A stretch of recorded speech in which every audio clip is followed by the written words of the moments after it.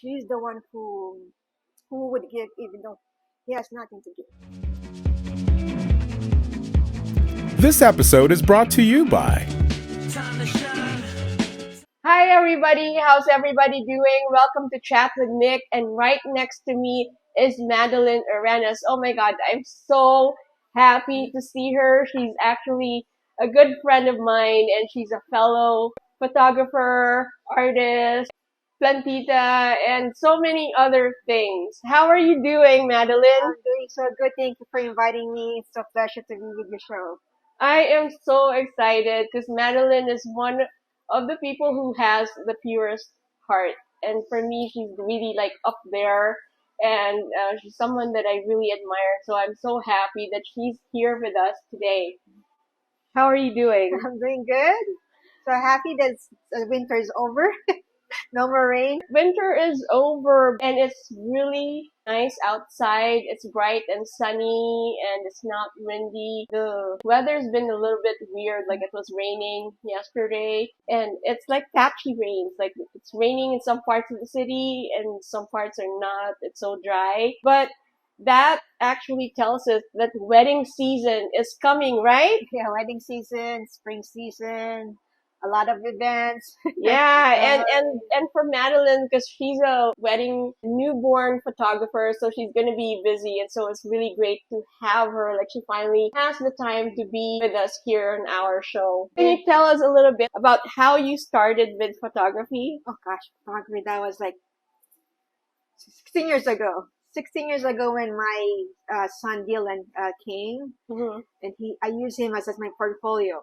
It was the recession back then, 2008, and then that's the only camera, the only asset I have that time is my camera. So I started with him, taking photos of him, putting it on a Craigslist, and after that, Facebook's not well known yet, and then when Facebook is up, then that's how I could show my portfolio. I go to San Francisco once a month back then, and then now it's more like twice a year only. What is it about photography that made you want to do photography as a full-time job? It's kind of like it flows towards before I was doing it part-time. I do a website development firm before, and when the recession started, it's hard to manage the project. No one's paying us, so I had to lay off a lot of my employees in the Philippines. And then when that recession started, the only asset I have is the camera. And I start shooting with my newborn Dylan, and then from there it started from family to milestone 1 year old, and then from there they wanted to capture events, their first birthdays, and then that's how it got started. You do a lot of newborn photography and family portraits. What is it about newborns that made you want to take more pictures of newborns? Newborns is more like because I could create my own. I could create my own style. I could create what I could envision. That's for the newborn. If the baby is more if the baby is more like 2 weeks old, then I could mold the newborn to a specific pose that I wanted. But if it's like more like older one, then it will be like a minimal poses.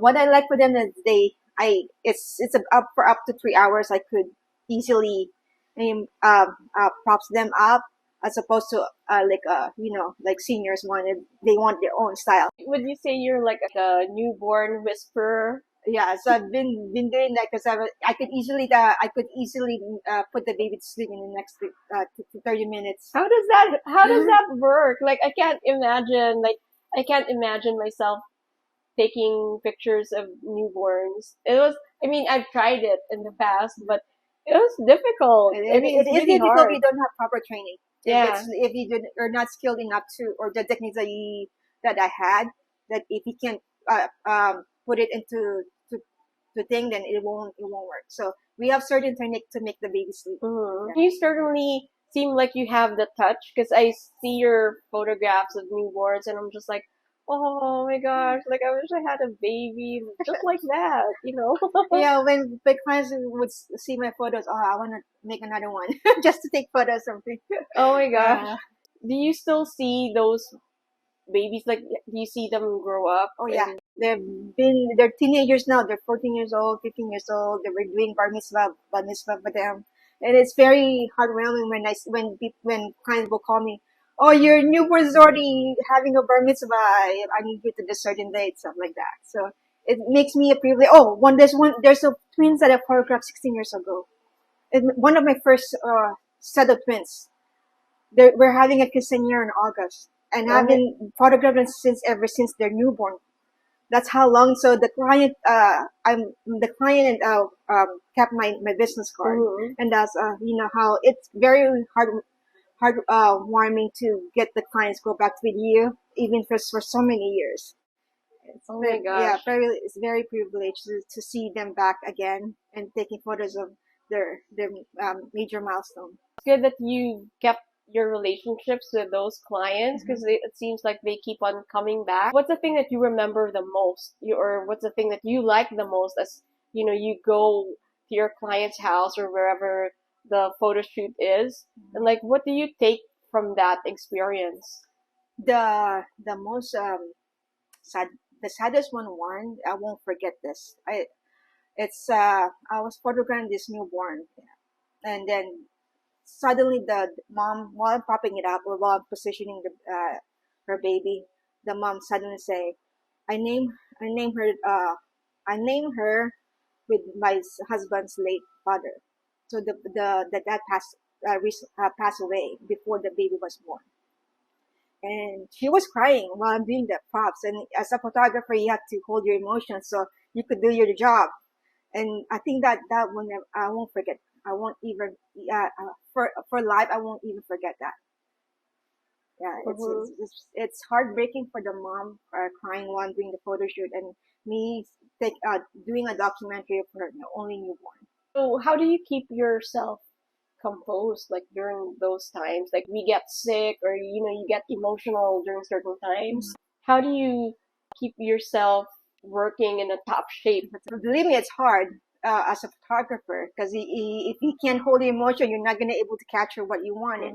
But of course, you're also a human being. You can't control your emotion. You would cry. I have tears. Like for instance, I'm capturing something that's really heartwarming. You could see my tears while I'm shooting, stuff like that. But as a photographer, you have to really hold your compassion. It's like you're in a stage, and once you started holding your camera, pretty much you have to do what you need to be done, and then you have to hold a deep breath so you won't get that emotion. So even though towards your inside your heart, it's you're gonna feel the emotion, but it's like we're doing like a breathing, okay, breathing exercise, breathing technique, breathing technique. So and then you capture it. I see you've also done like events, like corporate events and weddings and other types of portraits. Aside from newborn photography, because we know that's your favorite, what's your next favorite? My next favorite one, I would say events, and any events on the weekends. It's just I get to party on the weekend. I get to eat good food. And, it's a happy occasion. Everyone's happy. You take photos of all the guests. Capturing all the important moments of their life. And it's important every click that you do. It's important because you may not appreciate the photos at this time, but in the next feature they would ask for it. And that's what happened with other clients. Or they will email me, oh, this is the only photos I have with my father. This is the only photos I kissed my daughter, stuff like that. So every click that we do, it's really a freezing moment. We both know that weddings are difficult to do. Like if you don't capture a certain moment at that wedding, you're all done.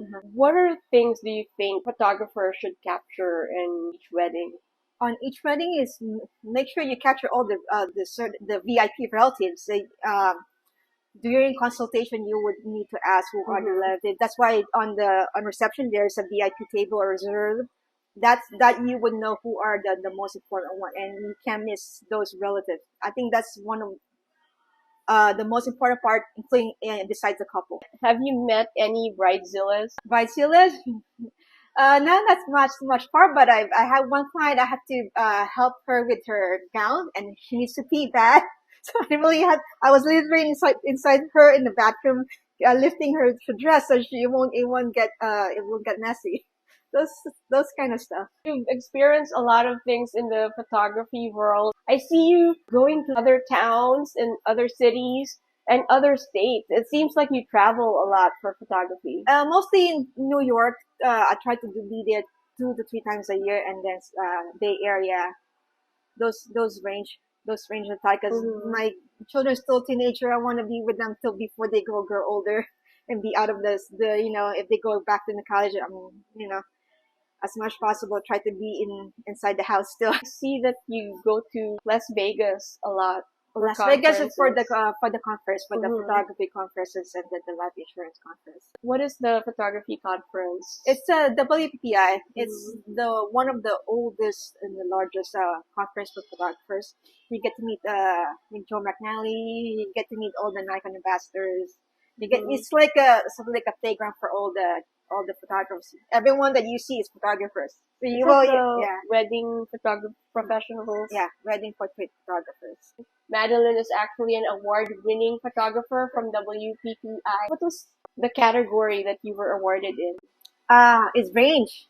I got silver, newborn, maternity, creative fashion, families, more of those categories. And it's every year that it's every year that you have to submit, and then towards the end of the March where you do the print competition is where they would critically judge your prints live by the renowned judges, photographers. Some of them came from your clients, right? When you were taking photos of your clients, but a lot of them, from what I've seen, are more personal. They're more artistic. Yeah, the right? creative fashion is more personal and artistic. It's I do that in the Philippines every time. Every July, I travel to the Philippines to get that personal project. It's like it's for you as a photographer. You have to get that creative one that you can't do with the other clients. The client side, the 3 hours, 2 hour session. The creative side is more like very articulate, including the lighting part, the costume and stuff like that. So everything needs to be detailed, that's why it's separate from the client projects. I've seen some of her work, and it's very different from like what you were saying, like the client side. You know, when you take pictures of your clients, it's very different from your artistic side. How do you keep your creative juices flowing? It's on the spot. Like for instance, I have one client. Seeing the photo, it's like in the photo frame with her wedding veil. I said, "Do you still have your wedding veil?" This is how I started the wedding veil. Oh yeah, I do, and I used the veil to incorporate on the newborns. So what? For instance, it's like whatever you see inside their house. That's why I like shooting inside the house, their own home. I could see what they like, what they feel, and that's how I use it towards a newborn. For your artistic photographs, what's your inspiration? How do you come up with all these elaborate pictures? Probably I would say from the inspiration is Ann Geddes, of course, the renowned Ann Geddes, and that's how I get ignite my creativity and imagination is through her, and then from there I kind of like more incorporate with my own style. You mentioned doing something in the Philippines with your photography, so can you talk a little bit about that? It's more of it's creative fashion. I call it creative fashion because of the different costumes of being designed, and it's like we also have a body painter, Eric, in Aklan. He's the one who does my costumes, stuff like that. Yeah. And then the last one I had was with my daughter Kyla. I put her in the Chinese, kind of like a Chinese, not Chinese, like a chess tournament with all the chess pieces. So that's in the Philippines? Yes. Yeah. Oh wow. She was really good. Wow. The expression, the way she's holding the sword, and all the costume with the knife, so good. It's just like you have to have that as an artist. You have to get that out and max it out your creative side. Is that what you would call an artist's itch? You know, some musicians, they have like the musician's itch. For some given reason, they just have to perform, whether it's paid or not. They just want to play out there. Yeah. Is it the same way for you as an artist? Yes, it just you gotta get it out. Yeah, take it out, and also it's of course for the competition to It's for me. It's like for also to get the Filipino known in photography industry. That's why I'm submitting my photos on the competition is to get our Philippine flag there. Why is it important for you to get our Philippine name or to get the Filipinos on the map? Because we're very artistic. Mhm. We're naturally artistic, actually. So we want to get them out in the world that we are naturally born artists, and we want that out so in all over, and to see our how talented we are. That's why I'm trying my best to get it there. She's certainly gotten to that level with PPI and all of her awards that she's gotten. Like she's certainly putting the Philippine name up there. Yeah. I'm encouraging other Filipinos, Filipino photographers, if you could join. There's only a few of us who's doing it right now. What do you think is the percentage of Filipinos who attend WPPI? Oh, attend? Attend, I would say, among all of us, WPI, I would say not even 5%. Well, although there's probably I would say 20% of Asian, Japanese. I saw a lot of Japanese lately this year, but Filipino wise is probably we're not even 30 photographers there. So it's still not a lot. And then competition wise, probably like 3 or 4 of us. Have you gotten any kind of adverse reactions to your photography? You know how Filipinos are, like, and also like other non-Filipino, they would critique or put your work down. Like, have you gotten any of that kind of challenge? Not on the competition, but on when I was starting, I had one. It's like this person called. I mean, everything we're doing through email conversation and all the details that needs to be done for her photo shoot. And then the last part is I want to talk to you, but on the phone to ask for a few more details. So we did, and this was probably like 13 years ago, but I won't forget this. So she called, and you know how our accent is. You could feel the accent. After we turned off the phone, she emailed me back. I decided not to hire you. And from there, I could tell, there's something because of my accent. That's the one that I'm probably the most saddest thing that I've ever encountered. And what keeps you going? Oh, that's a lot. Besides the bills, besides the bills, my children, the future. What else? It's like a bike. You have to keep rolling. Yeah, it's like if it's out beside the bike, it's the same thing as the camera. It's out of focus, put it back, focus it again. So there's a lot of motivation, especially that I have a nonprofit organization, not Jolly Box Philippines. A lot of our tribal communities in the Philippines needs our help. That's why I try to get this going, even though it's sometimes hard. You have to go up again. What made you establish a nonprofit organization here in the States? It happened when I have more relationship with my clients' family. It's since I do newborn and family portraiture. They have a lot of stuff, used stuff that they don't want anymore, and that's how I started asking. Oh, it's before, if you can throw this away, give it to me. I have a lot of children in the fields who needs it, and that's how it started. And then when I went to the Philippines to visit those tribal communities, you could see a lot of lack of on education. They don't have libraries. They don't have and it's hard for them to get school uniforms, school bags, school supplies, and that's how I get more motivated to do more. Actually, we were on the 13 libraries already. Oh wow! Yeah, 13. 13. That's and a lot. We just finished one in Knowa, Quezon. It was funded from our first gala in December, and then we're building another one in Dora. That's a testament to the kind of person Madeline is. She's very hardworking and she's such a giver, and I'm a direct recipient of that giving heart that she has. What made you want to help? You like children, you like babies, and you help a lot of children in the Philippines, especially the tribal kids. And what made you want to help the children in the Philippines? We actually started with the calamities. So we started with the flood in, forgot the name, Tacloban. So we started at 2014. We shipped 19 boxes. And then since my children are still young, very young, I think Kyla was only 2 years old back then. So, you have to prioritize your family. So from 2014, I went back 2020 with the volcano eruption. Mm-hmm. And from there, it's nonstop. More calamity every single. Actually, we already memorized the calamity. So during this month, it's fire season, and then July is the typhoon. And so for November is the worst one for the typhoon. You see like certain patterns. Yeah, in it's a nature. certain pattern. That's why we already know what to send. I know what what you to send in boxes and which one. But we physically from calamities, we specifically want to do more detail, which is the education, because uh, if you're gonna go with me in those tribal communities in Philippines, especially in the mountains, you would see first grade, 13 years old, 15 years old.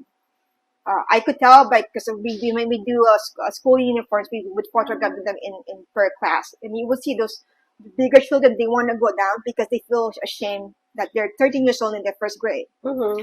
and that really, yeah, we need education. We need more better education, as like building the libraries, because why library? Let's say they can't continue high school. At least they have this certain place in their school that they could go to and read books and get their knowledge more. That's why I know how important it is to have one library per school in remote villages in Philippines. And I see like your operations each year in the Philippines is getting bigger and bigger. You have a network of partners in the Philippines. I'm sure you can't do it by yourself, Yeah. and you need people who are over there to help you out. What kind of organizations do you partner with? We have valued volunteers. We have six active teams that does the work for us. There's Team Laguna, Team Taguig, Team Bataan, Team Las Piñas, Cavite. Uh, remotely during calamities Cebu and Bohol. So they're the ones who comes out, and if I'm always, probably in 1 year they would have at least more than 20 emissions. Mm-hmm. Right now, Team Taguig already had four, and it's not even first quarter. They have four missions already done. So yeah, they're my backbone. They're the one who really do more work than me. So it's more close for them. How do you keep them motivated, and how do you mobilize them? Granted that you're here in the U.S. They already motivated their own, because they're the ones who sees it. Mhm. They would see the malnourished children. They would see how the skinny children in the Philippines, the backbone. You could see the backbone. I could only see in the photos, but if you see it in person, it's more. It's more. Oh gosh, we need to go back on this. Then they would say to me, "Oh, we have to go back. If you can go back with me, because this is." They would tell me the details why we were going back again. Oh, I have a mural artist said, okay, we have this school in Quezon, Kalawa, Quezon, that it's pretty empty, and I think they need the library. So they're my backbone. They're the Mhm. one who suggests, and then me and my team right in so-called helps me decide if we're gonna do it or not. Just also depends on the fundraising, Mhm. because that's the biggest part, is to raise funds, and that's the hard part in having a nonprofit, is to how to raise funds. Yeah. And how do you raise funds? Like, what do you do to raise funds for those projects? Right now we're doing events, so we have like for instance the first gala fundraiser in December. That's it's a big thing. Steve Ang, ABS-CBN Steve Angers was there, so that was really, and there's a lot of support from Soko Pinoy's group and the admins and all of our valued donors. It was they Mhm. were there supporting us, so it's a big help. Besides that, we're selling foods. Like right now, I have to pick up. I have to get sugar apple after this. After this, Mhm. I have to go to the to the wholesaler and pick up the sugar apples, so I could sell them later on. You have a husband and children. Are they supportive of your project? What does your husband say, or what does your husband think? Yeah, before right back days ago, he would say, "When will you stop?" Or even my daughter, when will that, I mean, mom, you're doing it too much. When are you gonna stop? I said, and then eventually, they're the one who's helping. They're the one who's boxing. They're the one collecting donations.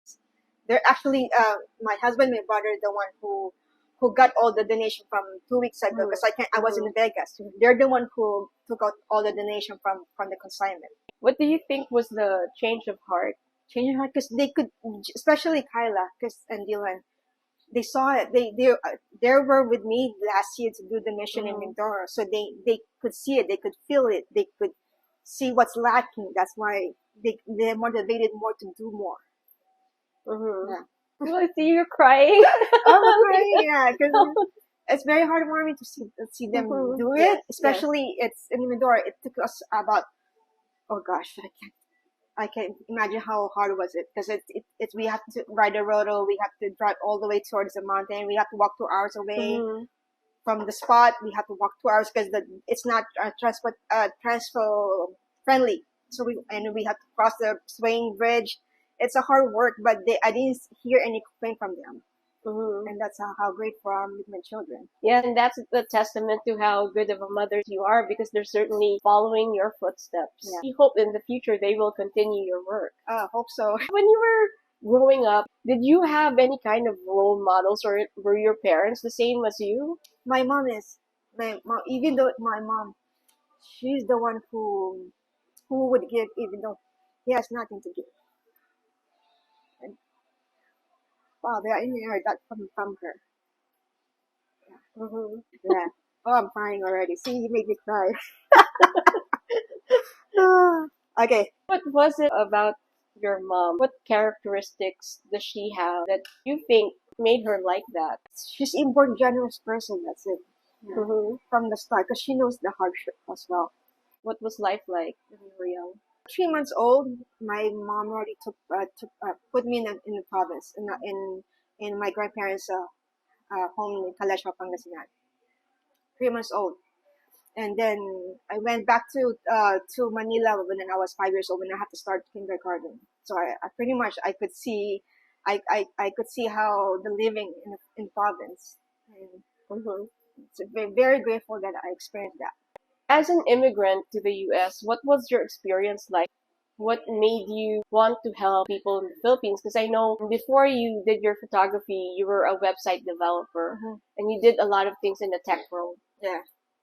I was old. 2000, I can't even, that's how old I am. 1998 when I came here. So, 1990 came here. I had to do a community college. I had work at the same time, so to sustain the books and the tuition fee. Then I finished the associate in website development firm. I'm a website development. No one would hire me. I would pass on all the resume all over, but no one would hire me because probably I have no experience. So that's how, when I started knocking everyone's door in the Philippines, in West Covina. You want a website? You want a website? That's how I started. And then and then for 7 years, that's how I developed that company. And just as the recession that really killed it. What made you pick up your camera and say I've been you want to doing do photography it's for the rest of your life? Actually, no, I didn't even know that I'm gonna be a photographer. Actually, it's not in my ambition, or I want to be an architect. But more, I like more paintings. I prefer more paintings than holding the camera and capturing it. It just I started doing when I had my own savings, and then that's how I got my own camera. So that's how I started taking photos of the sunset.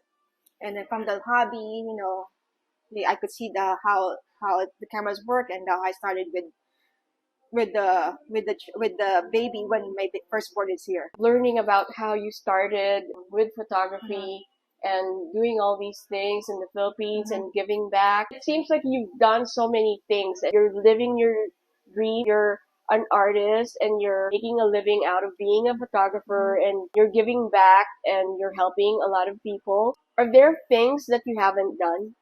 Oh yeah, I want to see the Northern Lights so bad in Ireland. That's one of my longest goals that I haven't done yet. So Probably when my children's in college, I will Mm-hmm. start traveling the way I wanted on my wish list. But probably not now because I still have to save funds for their college funds. You have something coming up. Yes, April 28th. Our next fundraiser. It's a musical show with RP. He's the founder of the Feed Hungry Minds. So we're collaborating it, and all the funds that we're gonna raise, we're gonna fund it to the Mindoro mission in July. Where's it going to be? Norwalk. So we Norwalk April 28th, Sunday, 6 p.m.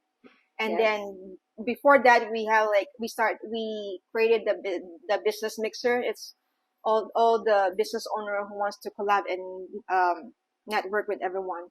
It's Mhm. from 1 to 4 p.m. So it's just one day. April 28th, Madeline has an event.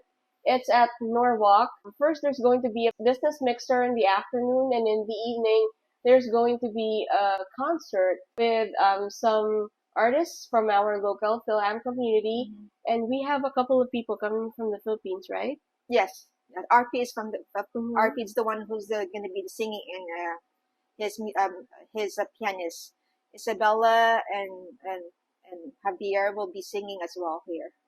Mhm. So local artists, so support local artists. So, what's your message for people who want to be an artist? What's your message for people who want to follow their dreams and make a living out of being an artist or a photographer?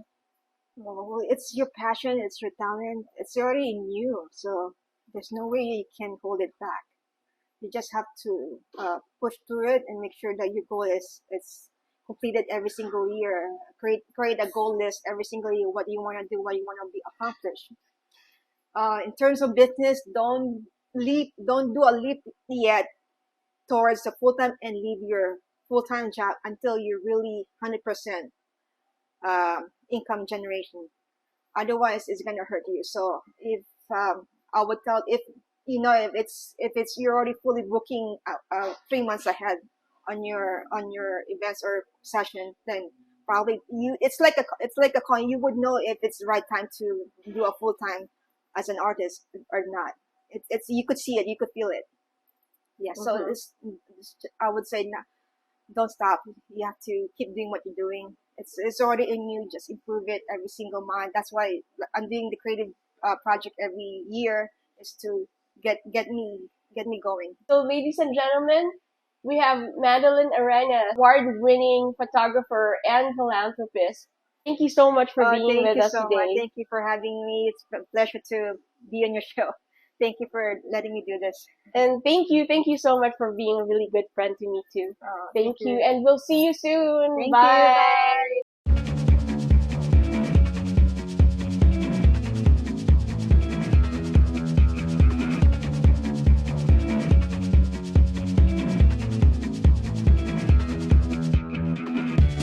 Time to shine, time to shine, shine bright, be the star you are, yeah. Time to shine, shine bright, be the star you are, yeah.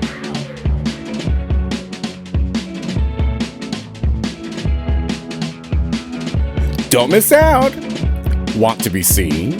Want to be heard? Want lots of exposure? Ask us how.